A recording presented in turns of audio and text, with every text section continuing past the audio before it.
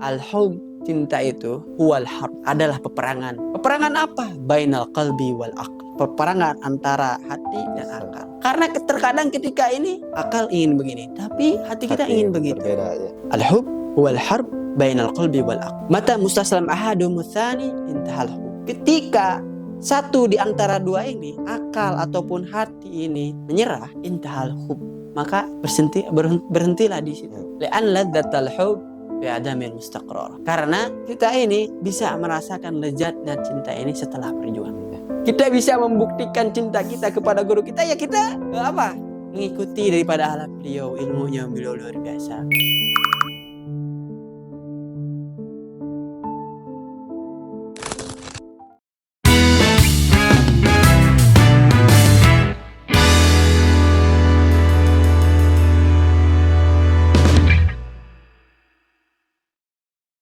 Gimana ketika kita pulang dari rumah, jauh dari guru, jauh dari orang-orang yang telah menasihati kita? Gimana pendapat Anda tentang tersebut gitu? Ya, mungkin karena kita ini di rumah ditakutkan hubungan kita jauh sama guru kita. Ya, mungkin karena ini sering terjadi karena kita ini di pondok bareng-bareng, mungkin makan bareng sama guru kita. Setiap hari kita bisa bertatap muka langsung, wajahnya yang lembut. Nah, kita ini pasti rindu apa yang beliau nasihat-nasihat yang beliau sampaikan kepada kita, ilmu yang beliau sampaikan, dan berapa banyak faedah yang kita ambil daripada beliau. Dan memang ketika kita jauh di rumah terasa, jadi jangan sampai memutuskan hubungan seorang guru. Ya apa? Setinggi-tingginya ilmu kita ini, ya tetap kita ini dapat ilmu dari siapa? Sumbernya dari siapa ya? Masa kita ini lupa sama guru kita? Kita mengenang guru-guru kita. Beliau mengasihi kita ini seperti anaknya sendiri. Bahkan kasih sayang seorang guru melebihi daripada kasihnya terhadap anaknya. Dan kita bisa merasakan itu. Bisa merasakan itu. Nah, dan memang kita ini mungkin ilmu yang kita dapatkan daripada guru ini luar biasa. Tetapi jangan sampai kita ini punya ilmu di rumah udah luar biasa, dihormati. Kita bisa ceramah, khutbah Jumat, segalanya luar biasa. Tapi ketika hubungan sama guru kita ini kita nggak ada ingat-ingatnya sama guru kita, ya apa? Makanya Imam Nawawi ini punya amalan yang luar biasa. Sampai beliau ini jadi orang besar. Beliau ini berdoa, Allahumma astur aiba syekhi, ya Allah ya Rabb, tutuplah aib-aib kekurangan daripada guru. Karena guru kita ini manusia, gak pernah lepas daripada kesalahan. Ini doanya Syekh Nawawi. Nah, mungkin kita di rumah ini merasa jauh daripada guru kita. Tapi ingat, kita ini punya ilmu dari siapa? Kita bisa mengkaji, membaca kitab kuning dari siapa? Nah, mungkin ilmu kita ini melebihi daripada guru kita. Bisa dikatakan seperti itu. Dan memang ada orang yang berkata, setinggi-tingginya ilmu murid gak bakalan bisa lebih tinggi daripada guru kita. Nah, ini memang salah kaprah. Menurut saya ini salah pendapatnya. Ya apa, kita ini punya presiden. Presiden kita yang gurunya tetap aja jadi guru. Jadi presiden, tetap aja jadi guru. Nah, bukti bahwa kita ini guru-guru kita ini sering memberi nasihat kepada kita. Antum ini, kalian ini harus lebih daripada saya. Ilmunya luar biasanya. Nah, ini yang diharapkan oleh guru sejati ini, mengharapkan muridnya ketika di rumah ilmunya melebihi daripada gurunya. Adabnya, akhlaknya, kasih sayangnya terhadap manusia melebihi daripada gurunya. Jadi aspek apapun. Dan ini kasih sayang seorang guru. Bagaimana kita ini di rumah kok mondok 3 tahun, 6 tahun, 9 tahun sampai putus hubungan sama guru kita. Waliyadzubillah, kita ini sampai dibenci sama guru kita. Ya apa ini kok murid sampai kayak gini. Nah ini karena apa? Uququl walidain tamhu taubah. Wa uququl asatidin la yamhu syai'ul battah. Kita ini punya dosa sama orang tua kita, bisa kita minta maaf sama orang tua kita. Datang ke makamnya kita, ziarahi makamnya, kita minta maaf. Tapi ketika kita punya guru, ya wala yamhu syai'ul battah katanya ulama, enggak akan terhapuskan oleh apapun. Kecuali kita memang sungguh-sungguh menunjukkan kesalahan kita, minta maaf kepada guru-guru kita. Nah, ini mungkin guru kita mungkin memaafkan kita kembali. Nah, begini juga, berapa banyak orang yang mondok 3 tahun, 6 tahun, 9 tahun, 10 tahun. Ilmunya luar biasa. Tapi ketika pulang ke rumah ya apa? Gak kelihatan, gak manfaat sama sekali. Terkadang gitu di pesantren. Nah, tapi ini ada orang yang di pondoknya cuman ngajinya Safinah, Tijan, nahunya, jurumnya, sorobnya masih tasrif. Tapi ketika pulang ke rumah jadi ulama besar. Bisa pasaran kitab-kitab yang besar. Nah, ini rahasia di balik kepada ini kita udah paham sendiri. Ada yang kayak gitu, emang ada. Nah, makanya galal ulama sabatul ilmi bil mudzakarah wa nafuhu bir ridasih wa barakatuhu bil khidmah wa nafuhu bir ridasih. Sabatul ilmi bil mudzakarah. Kalau kita ini pengen punya ilmu yang luar biasa, Kita ini mudzakarah, belajar, mengulang-ulangi kitab kita. Kalau ini berkah, ya khidmah kita punya guru. Melayani seorang guru, taat sama perintah-perintah guru. Wa nafuhu birridha syekh, dan ini puncaknya. Kita ini mondok 3 tahun, 6 tahun, 9 tahun, puncaknya pengen apa? Pengen punya ridha Guru. Ridha guru. Ya apa? Wa nafuhu birridha syekh. Kita ini punya ridha daripada guru kita, ini penting. Dan di zaman sekarang ini ya luar biasa. Jadi kita seorang anak-anak muda ini jangan sampai kalah sama orang yang nggak berpendidikan di pondok pesantren, nggak ada track record di pondok pesantren. Mereka ini lebih lantang menyuarakan hal-hal yang memecah belahkan umat. Jangan sampai kita ini tahu ya sampaikan. Karena katanya ulama, i'lanu ta'atakum kama alana ghairukumul maksiyah. Kita ini jangan takut karena ada orang, oh ente ini soalim baru pulang pondok, soal posting amal soleh-soleh kayak gitu. Apaan ini, iblis, jangan kita dengar. Karena i'lanu ta'atakum kama alana ghairukumul maksiyah. Di zaman sekarang ini orang-orang yang maksiat ini udah nggak ada malunya. Mereka share apa nggak pakai baju atau apalah, luar biasa, mabuk-mabuk di share. Ya apa, kita ini ketaatan kita nggak bisa di share. Apa? Share kebaikan kita. Share kebaikan kita sejauh mungkin, sebisa mungkin share. Nah ini kita ini kadang kalah sama orang-orang yang nggak seperti itu, nggak ada track record di pondok pesantren tapi ngomongnya luar biasa, tinggi. Nah itu yang mungkin guru kita, kembali kepada guru kita, karena guru kita ini mendidik kita luar biasa. Jangan sampai irtibat kita, hubungan kita sama guru kita ini terputus karena merasa kita lebih tinggi. Adab kita, walaupun kita tahu guru kita ini cuma paham ini, kita ini lebih melebihi daripada ilmu guru kita. Ya apa? Simpan dulu ilmu. Imamah kita 8 meter, 10 meter gak ada. Simpan dulu. Coba kita simpan dulu di hadapan guru kita ya. Sampai gurumu berkata, silahkan berbicara. Simpan dulu. Bego aja di depan guru. Karena kita, ya apa? Ini ada, walaupun kita tahu guru kita ini mungkin di bawah kita ilmunya. Tapi kita adab kepada adab vokal ini. Nah, kita adab. Tapi kita beradab ini harus tahu ilmunya. Jangan sampai kita beradab sampai guru sampai ke bawah gitu kan. Ini namanya apa? Berlebihan kan? Berlebihan. Isrof berlebihan. Jangan sampai mendewa-dewakan kita punya guru. Karena guru kita ini nggak pernah lepas daripada dosa juga. Tapi jangan sampai, ya ingat apa yang disampaikan Imam Nawawi ini, beliau berkata, Allahumma stur aiba syekhi. Ya Allah ya Rabb, tutuplah aib daripada guru. Nah, mungkin itu, Ceng. Berapa banyak kita ini bisa ini bisa itu, baca kitab, semuanya berkat guru. Dan ini mereka ini pahlawan tanpa jasa, luar biasa. Oke, kita telah mendengarkan nasihat-nasihat atau perkataan-perkataan yang indah gitu untuk ditiru guru-guru antum, guru-guru saya, guru-guru ulama-ulama yang terdahulu gitu, mengambil hikmah dari beliau. Apa pesan terakhir guru antum pada antum? Ya, jadi beliau ini waktu mau keluar ini susah. Bisa, katanya beliau ini, ente ini diam di sini, diam di sini sampai dinikahkan di sini. Udah bisa itu mengaji, walaupun saya ini ngerasa ini nggak bisa, belum bisa. Dan nasihat-nasihatnya beliau ini luar biasa. Nanti di pondok, kamu di masyarakat, terjun di masyarakat, masalahmu, bebanmu bahkan lebih berat. Lebih berat. Nah, jangan sampai kita ini pulang, kamu ketika pulang jangan sampai pedentang-pedenteng datang pulang mengajarkan kitab yang kandal-kandal. Jangan, yang tipis-tipis. Ajarkan ikro, yang penting tak manfaat, katanya beliau. Jangan sampai kita ini diam, amalkan. Minimal kita ini punya murid, katanya beliau. Dan nasihat daripada almarhum, jadi saya punya guru, nah abahnya beliau ini yang sampai sekarang ini saya ingat. Jadi katanya beliau ini, kita ini manusia nggak pernah lepas daripada salah dan dosa.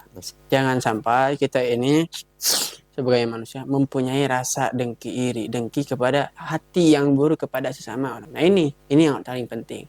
Dan beliau memberikan nasihat, kalau dalam bahasa Sunda kayak gini. Nasihat daripada saya guru anak, nah beliau punya abah. Nah beliau ini punya abah memberikan nasihat kepada santrinya kayak gini. Hirup kudu siga tangkal anu jangkung. Dan wayahna angina gede. Lamun bung haeng jadi tangkal anu jangkung, kudu jaik jadi jukut. Kan wayahna katincekan. Nah kalau bahasa Indonesia kayak gini, kita ini hidup harus punya impian seperti pohon yang tinggi dan besar. Tapi ya kita harus terima bahwasanya ya pohon yang tinggi ini sering diterpa oleh angin. Kalau kita nggak mampu, katanya beliau, kita ini harus jadi rela jadi rumput, tapi harus siap diinjak-injak. Mungkin kita bisa ambil hikmah daripada ini. Ya ini kalau kita hidup ini jangan di tengah-tengah, katanya beliau. Kalau mau atas aja sekalian, bawah sekalian. Nah, mungkin kita ini harus menanamkan impian yang luar biasa. Boleh mempunyai impian, boleh. Kita ini mempunyai impian harus ini. Boleh, luar biasa. Ini nasihat bagi anak-anak muda, mungkin anak-anak muda bagi anak-anak pondok kepada murid-muridnya. Nah, ini kita bisa memahami isi daripada nasihat beliau. Iya. Kita ini kalau jadi orang besar, mau sukses, mau luar biasa, ya kita ini pasti banyak ujiannya. Kalau nggak mau banyak diuji, nggak mau banyak diomongin orang, ya udah jadi seperti rumput. Tapi harus diinjak-injak. Naudzubillah ya. Waliyadzubillah. Nah, ini katanya beliau luar biasa. Ini Allah yarham, semoga beliau ditempatkan di tempat yang paling indah. Ya, terima kasih yang telah menonton dari awal sampai akhir. Saya dari perwakilan anak muda meminta nasihat dari guru-guru yang istimewa, kata-kata atau ibaroh-ibaroh. Ya, mungkin karena saya juga masih muda, Ya. jadi merasakan apa yang dirasakan oleh orang-orang muda seperti saya ini. Yang mungkin kita ini laki-laki ini bebannya luar biasa. Seperti diam, tapi kepala nggak pernah diam. Berpikir kemana-mana. Berpikir sedikit kita melamun punya Alphard. Melamun punya rumah 2 tingkat. Nah, ini kita. Cuma impian. Punya impian, gerak nggak? Nggak mau gerak. Ini luar biasa. Syabab. La tufakir mata tatajawaz. Mata bina al-bait. Mata summa mata. Ugluk hadal bait. Pasbut wastaqim. Jangan pernah kita ini berpikir kapan kita nikah. Kapan kita punya rumah. Kapan kita punya mobil. Tutup pintu-pintu ini. Lakukan apa yang kita bisa lakukan di hari esok. Ada pekerjaan yang harus dilakukan, kerjakan. Dan anak-anak muda di zaman sekarang, ya apa, saya ini pengen ngaji, saya ini pengen sholat, tapi luar biasa ini saya gak pernah lepas daripada maksiat. Katanya Imam Syafi'i, apa katanya beliau? Uhibbus salihina walastu minhum la'alli an anala bihim syafa'ah wa akrahu man tijaratuhul ma'asi wa in kuna sawa'an fil bid'ah. Katanya Imam Syafi'i apa? Aku mencintai orang-orang saleh walaupun aku ini bukan bagian daripada mereka. Aku berharap mendapatkan syafaat daripada mereka. Nah, kata Imam Syafi'i itu mengajarkan kepada kita, walaupun kita nggak bisa soleh, kita cintai orang-orang soleh. Kita nggak bisa seperti mereka, cintai mereka. Dan Imam Syafi'i ini luar biasa, beliau ini orang soleh, tapi saking tawadunya luar biasa. Agar kita anak ini dapat syafaat, katanya Imam Syafi'i, dari para orang soleh. Wa akrahu man tijaratuhu ma'asi wa in kana sawa'an fil bid'ah. Dan aku membenci orang-orang yang berbuat maksiat, walaupun aku dan mereka nggak ada bedanya.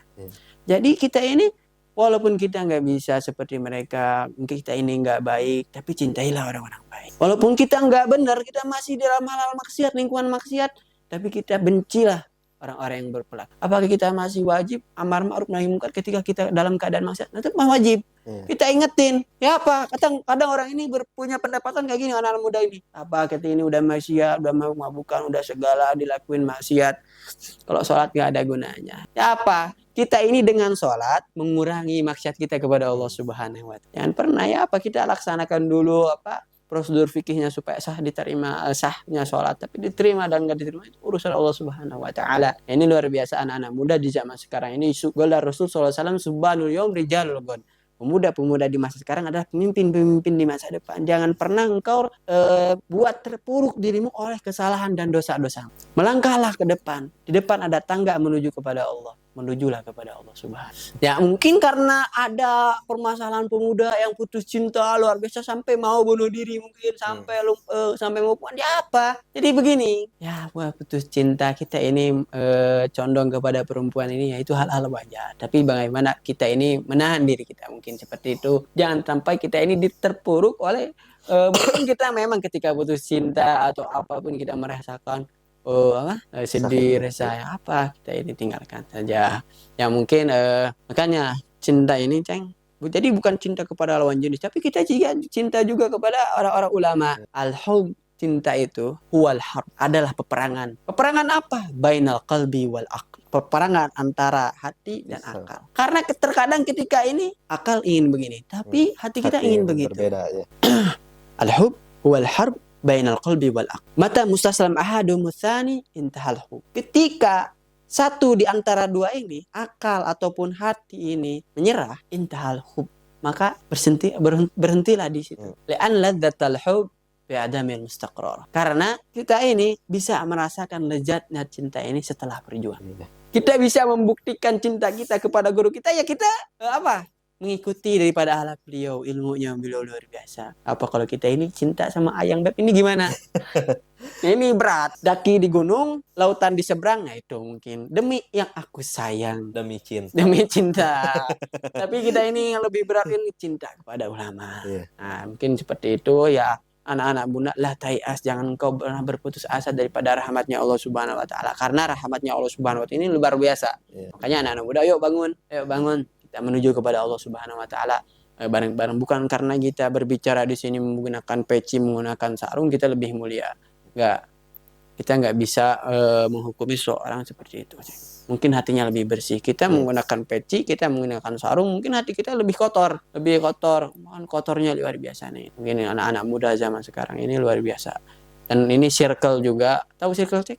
Apa circle? Circle itu perkumpulan, Cek. Ini perbahasaan tentang anak-anak kuliah. Jadi perkumpulan ini juga mempengaruhi seseorang. Makanya kita ini kalau katanya bahasa, kalau kita ini gaul sama orang-orang yang jualan tukang minyak wangi, maka kita akan ikut seperti itu. Saya mungkin seperti itu nasihat daripada Al-Fakir untuk anak-anak muda.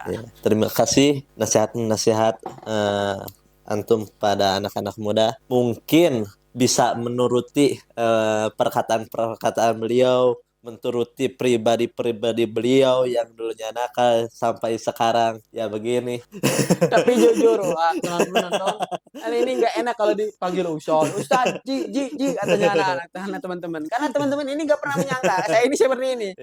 Tapi ketahuilah, sama lah seperti dulu. Cuman bedanya sekarang bisa pakai peci, bisa pakai sarung. Ya penonton, mohon maaf dari kami dan antum yang telah memaparkan pengalaman-pengalaman dari sejak terdahulu. Dan jangan lupa like, share, and comment. Subscribe Ngabdi Podcast. Iya, terima kasih. Wallahul muwaffiq ila aqwamit thoriq. Wassalamualaikum warahmatullahi wabarakatuh.